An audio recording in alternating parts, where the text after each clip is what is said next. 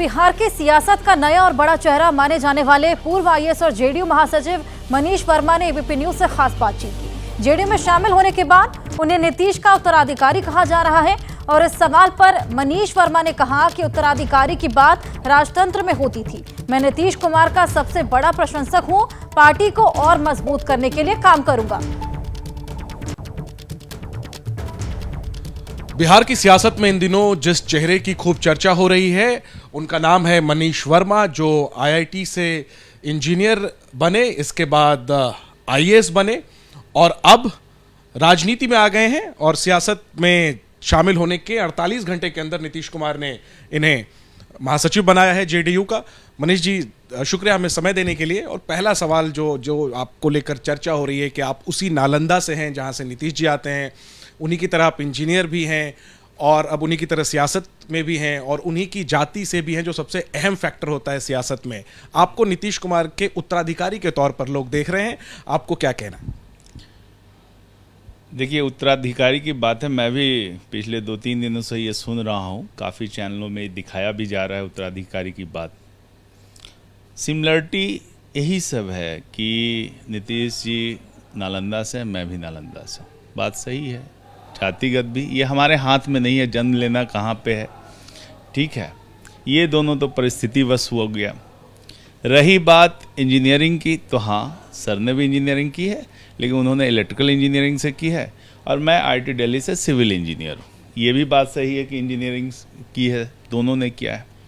लेकिन ये सब ठीक है, लेकिन उनका जो करियर देखिए, जो माननीय मुख्यमंत्री जी का है, किन परिस्थितियों में उन्होंने 1974 का आंदोलन जो उसमें भाग लिया, बिहार में छात्र आंदोलन था वहाँ पे लीड किया, किस किस तरह से उनकी यात्रा रही और कितने मुश्किलों भरे सफ़र से उन्होंने पूरा रास्ता तय किया।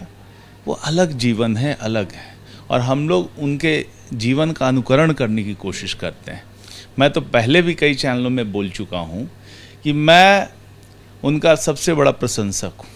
मैं दूर से जब उड़ीसा में भी था और उनको देखता था वहाँ पे चैनलों में, जब उड़ीसा में 2011 तक रहा हूँ, तो दूर से भी देख करके मुझे लगता था कि ये एक नेता है, ऐसे नेता हैं जो समाज को, पूरे सब वर्गों को साथ लेके चलते हैं और बिहार के विकास के लिए कितना ज़बरदस्त काम कर रहे हैं।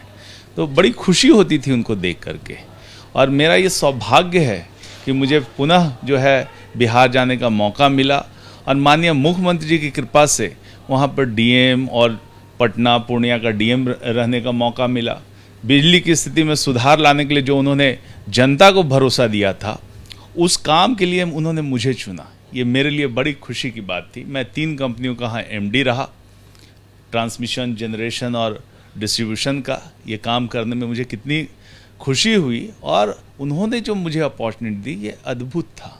और 2016 से लेकर के 21 तक मैं माननीय मुख्यमंत्री जी का सचिव रहा। उस स्तर पे कई विभागों का हमने वहाँ से मॉनिटरिंग करके उसकी नीतियाँ बनाने में, उसका इम्प्लीमेंटेशन कराने में हमने अपना योगदान दिया। जैसे ही घड़ी का काटा दोपहर 2:30 पे आए, बबीता जी का दिल सास बहू साजिश के लिए मचल जाए। और ये है इनकी बहू, पूरे दिन ऑफिस की टेंशन हो जाए गॉन जब ये करें अपना फेवरेट शो फ्री टाइम पे ऑन। इनकी तरह आप भी देखिए अपना फेवरेट शो अपने टाइम पर और डाउनलोड कीजिए एबीपी लाइव ऐप अपने स्मार्ट टीवी पर।